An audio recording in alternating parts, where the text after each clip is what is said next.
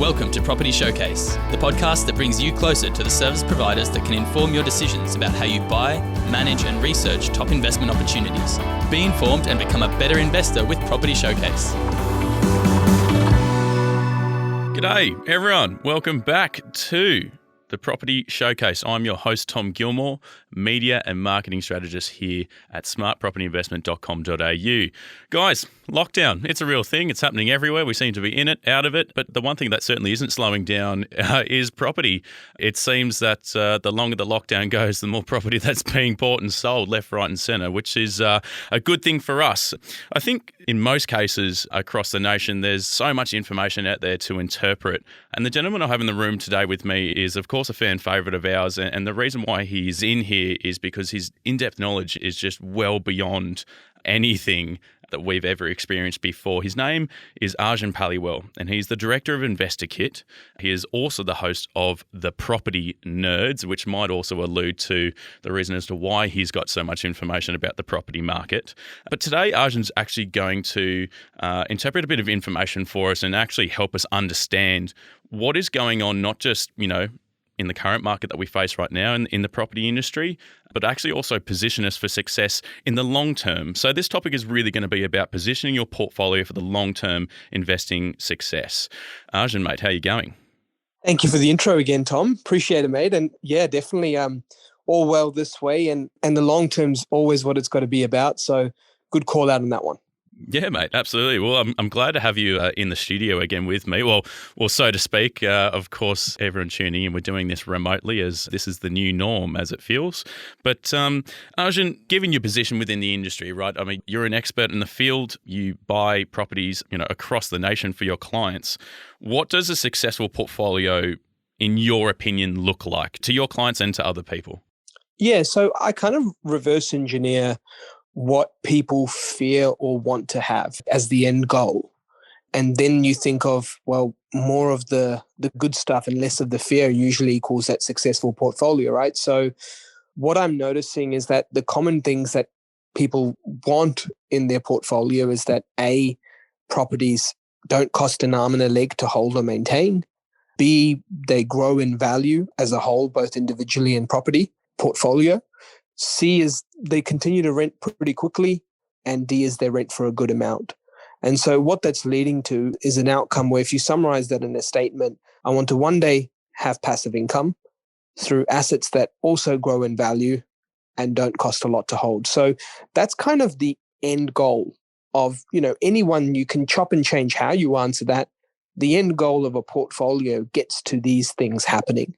So that's where I really think a successful portfolio looks like, Tom, and it's all about just reverse engineering that. I suppose just sort of from what you've said there, you're a pretty prime example, and I mean this in full respect. You're nowhere near at the end of your property investing game, but obviously listening to your past previous shows, especially on the Smart Property Investment Show, you've deep dive into your portfolio from right from the beginning, right to where it is now, and it's certainly shaping up, in my opinion. I mean, I'm sort of on sort of like tooth and nail, just watching sort of what you are doing, not just as a business, but of course, you as a person, right? I'm waiting to see what your next purchase is. I want to know where it's going to be. I want to know what's happening.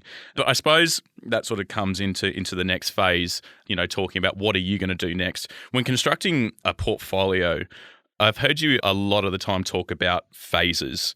So I was just sort of hoping you could go into detail a little bit more for everyone tuning in.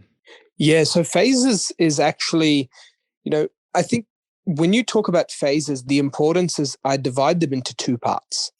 Phase one is the phases within the portfolio. And then the other part is phases for each acquisition that you make. And so when I think of that portfolio and coming back to what that successful portfolio looks like, I think of, A, acquisition. It involves buying. B, it involves optimization. So this is where you're kind of tweaking and tuning and really just holding the parts that many people find boring. And then the third part is consolidating. Consolidating is all about, realizing that this isn't just a buy game. The buying part's a heavy piece of it, but it's consolidating that debt to be less than income eventually.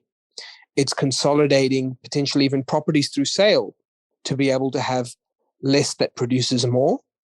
Now, this 3-part phase is all about how we get to that growth of a portfolio and get it to that successful outcome. So that's the portfolio phases. When it comes to the property phases, whilst you're in an acquisition phase, I always think of, your foundation assets, your momentum assets, and passive assets. These are things that, we've started to build some terminology around and thinking internally within our business of allocating to certain types of phases to clients based on where they're at. And this is how you take a broad strategy and then down to tailoring it. But expanding on these phases a bit more, Tom, when you think of, reverse engineering 100K passive income or 50K or 150K, it's very easy to say it. It's very easy to plant a 5-year goal, 10-year goal, and then people just go back to buying without realizing that's not what really gets you there in the end. When I think of properties that are out there in today's world, and you think of the rents that come in, the outgoings that come out, sure, in the current low interest rate environment, we can pretty easily get passive income on interest only and outgoings, but getting it on principal and interest and outgoings after paying tax is a whole other ballgame.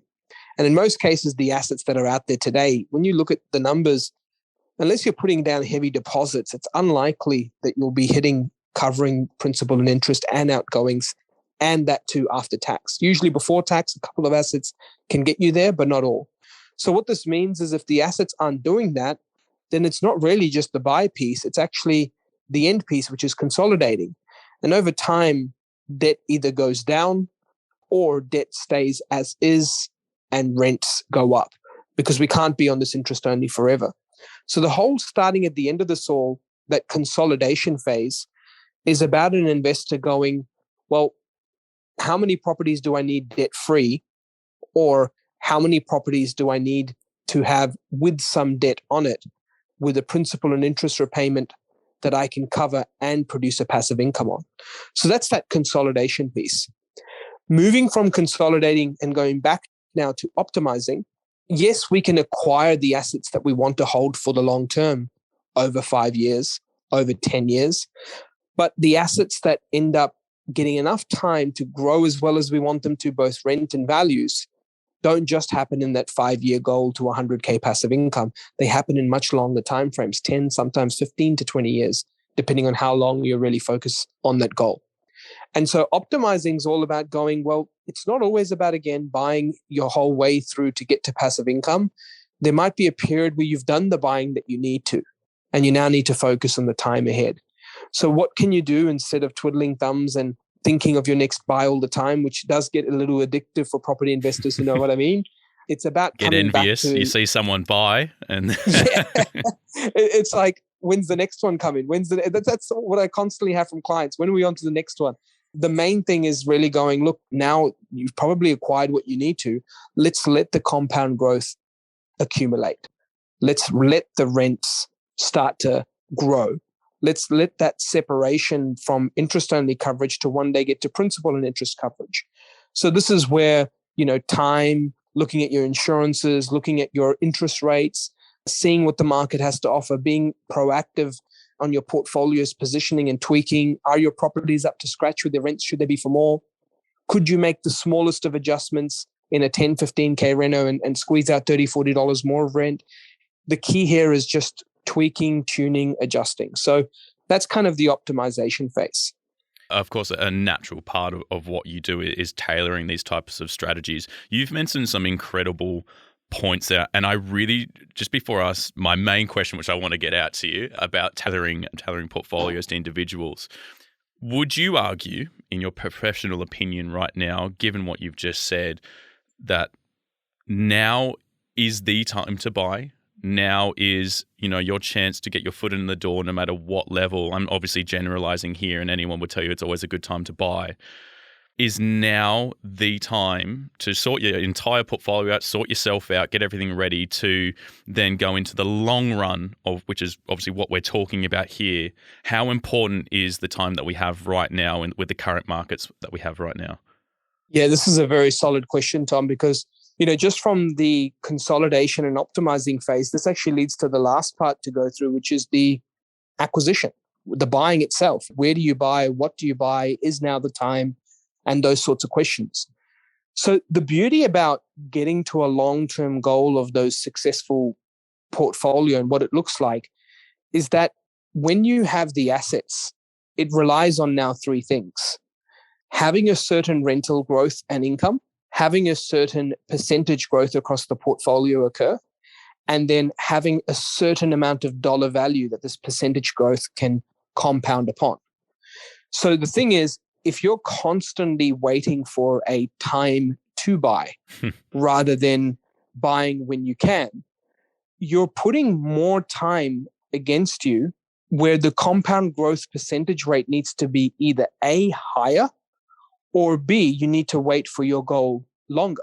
So what I've actually, looked at going back into the different years of property price growth and just taking my own portfolio and reviewing that in context is in 2015, I had some, acquisitions. I had an acquisition in Sydney personally. And then 16, 17 was obvious growth in Sydney, but then 18 and 19 comes and I start to see my Sydney asset decline substantially. Now, when that decline occurs, during that time, I was fortunate to have a lot of great holdings in Tasmania. And this holding in Tasmania really started positioning itself well for capital growth. So I was actually buying just every year I could buy and when I could buy, rather than trying to focus on should I buy or not. Whereas during the times of 2018 and 19, many would have been perhaps fearful of buying, considering what the mainstream media was saying on Sydney. And they've now put themselves behind a year or two of potential compound growth, and also put themselves back when it comes to how much that work they have to do in their portfolio moving forward. So I think when it comes to buying now, yes, you can look at the growth that's occurring and perhaps you're already down 10 to 20%. And what I mean by down is missed opportunity from the growth that's occurred in the cycle. Mm-hmm. But the truth is you're obtaining value in a portfolio. The more you get that value from 1 to 2 to 3 to 4 mil, the more you can have that compound growth impact that value, as long as you're buying sensibly for the long term. And by sensibly, I don't mean I'm going to get a good deal or not a good deal, right? It's hard to warrant even in current environments what is a good deal, because it's likely 10% more than what sold 3 months ago. The thing to consider in the current market now is, does it give my portfolio diversity? Would I like to hold an asset in this market for the long term? Am I happy with what it's currently showing in terms of pressure? Because pressure equals people fighting over it, both for rent and property price. And then that's kind of where you take it into it from a holistic view for your portfolio long term. 100%. I want to tackle on that last point just there. And this sort of segues quite well into the question I do want to get into. Everyone's circumstances are different, right? Everyone's got a different type of job. Everyone's got different levels of income. Everyone's got different goals. How do you apply what you've just said? And I want people to sort of, take a bit away with this. How do you apply all those things at InvestorKit? The goals thing for sure. How do you manage all of that in everyone's different circumstance?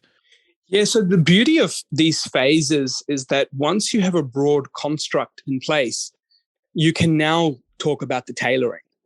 And so when it comes to the acquisition phase of the buying, which is what we do as a buyer's agency, we look at these three phases of foundation assets, momentum assets, and passive assets. Foundation assets are typically what I describe as the anchor to a portfolio. They are the larger value assets.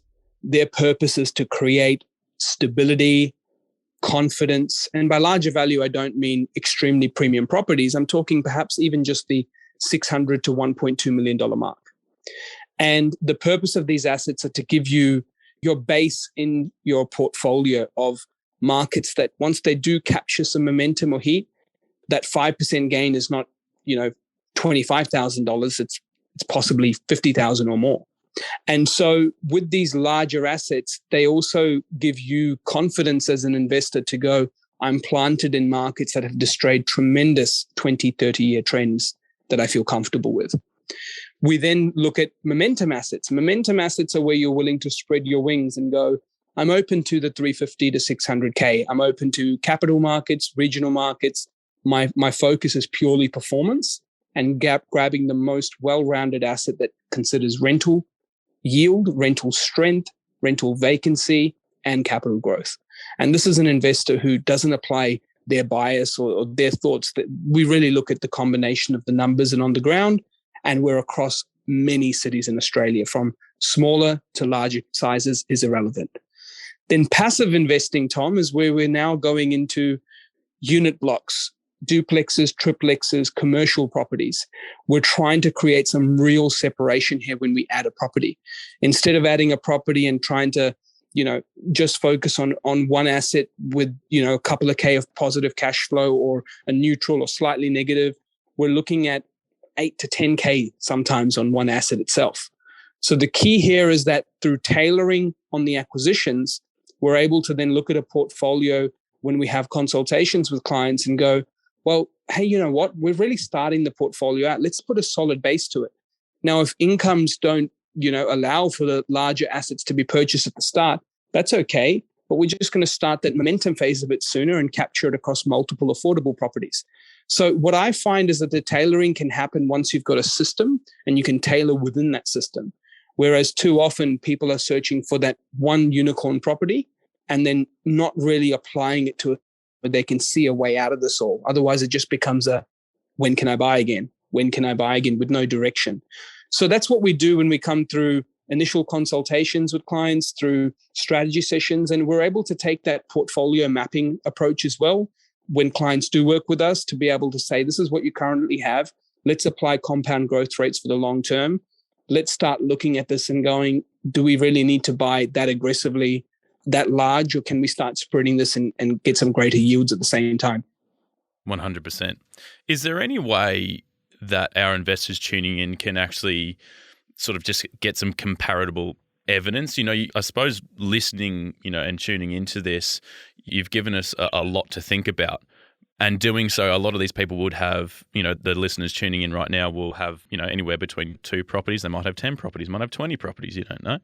Is there anything that our investors can get their hands on from you to do some comparable evidence, or get in touch with you to chat through what their current circumstances might be right now and how you can actually improve upon that? Yeah, Tom. So I've obviously gone into a fair bit with regards to different things on this episode of those phases, but I've actually tried to go even deeper in a couple of videos that I've created. So for anyone wanting the specific breakdowns of these phases, how to navigate them, how to best position them for your portfolio and what to think about, you can flick me an email on Arjun, ARJUN, at investorkit, investorkit.com.au. So that's for the various videos when it comes to just reaching out and sending you the breakdown of those phases and building out a portfolio and understanding more about the research we do. As for reaching out, if you'd like to support from our team, you can jump on campaign.investorkit.com.au and request a free consultation where we actually go through those videos and processes as part of the discussion anyway. So that's how to best reach out, Tom. And I just had a quick moment then when I was trying to spell out my email, thinking of when you're, trying to say I for igloo or something like that. And I remember how horrible I was. So I'm glad I didn't give that a go. Oh, mate, stick to property, right?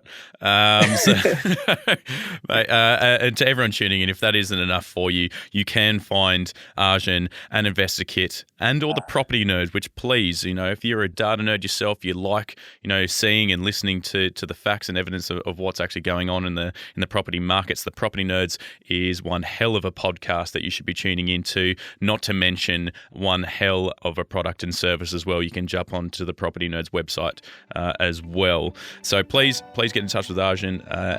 Mate, thank you so much for taking the time to walk us through this, mate. It's been really insightful. Anytime, Tom. Thanks again. Thanks, Arjun. Bye. The information featured in this podcast is general in nature and does not take into consideration your financial situation or individual needs and should not be relied upon. Before making any investment, insurance, tax, property, or financial planning decision, you should consult a licensed professional who can advise whether your decision is appropriate for you. Guests appearing on this podcast may have a commercial relationship with the companies mentioned.